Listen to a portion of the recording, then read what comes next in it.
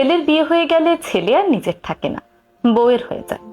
কিন্তু মেয়ের বিয়ে হলেও মেয়ে কখনো পর হয় না। এই কথাটা অনেকেই বলেন। আচ্ছা, একটু ভেবে বলুন তো, কথাটা কি ঠিক? আসলে আপনি যখন আপনার মেয়েকে কোনো কিছু দেন, তখন তার বিনিময়ে তার কাছ থেকে কোনো রিটার্ন আশা করেন না। মেয়ে সুখী হলে আপনিও সুখী হন। মেয়ে কতটা সুখে আছে তার সঙ্গে নিজের কখনো তুলনা করেন না। আপনার মেয়ে যদি আপনার চেয়ে 10 গুণ বেশি সুখে থাকে, তাহলে আপনিও 10 গুণ বেশি সুখী হন। আপনার মেয়ে সুখী না হলে আপনি অসুখী হন। মেয়ে মেয়ের জামাই সমস্যাকে নিজের সমস্যা মনে করেন। তাদের যে কোনো বিপদে পাশে দাঁড়ান। সামর্থ্যের বাইরে গিয়েও সাহায্যের চেষ্টা করেন। খুবই ভালো কথা।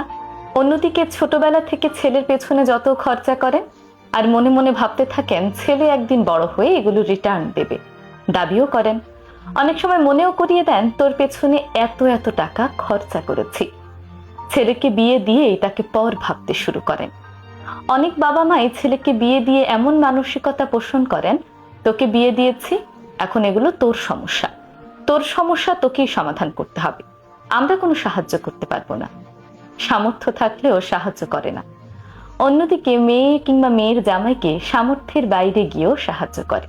ছেলে ছেলের বউ কতটা সুখে আছে তা নিজেদের সঙ্গে তুলনা করেন। ছেলেকে বিয়ে দেওয়ার পর ছেলের বিবাহিত জীবনের সুখ কতজন সহ্য করতে পারে? ছেলের বিপদে তো ছেলেকে একা করে দেন, কিন্তু ছেলে বেশি সুখে থাকলে তখন আবার তার ভাগ চান।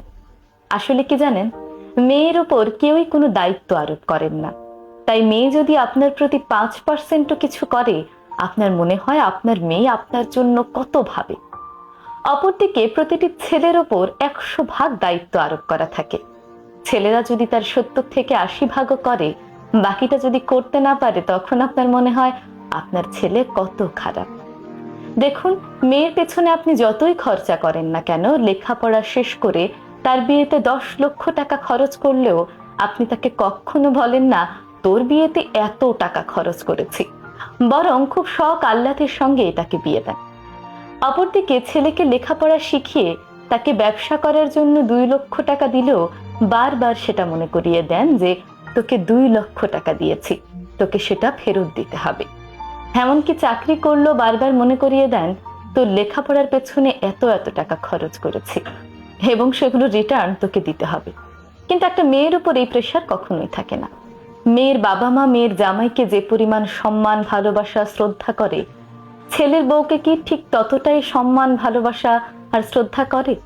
না, করে না। আসলে বাংলাদেশে অনেক বাবা মায়ের সাথে ছেলের সম্পর্কই স্বার্থের সূক্ষ্ম বেড়াজালে গঠিত।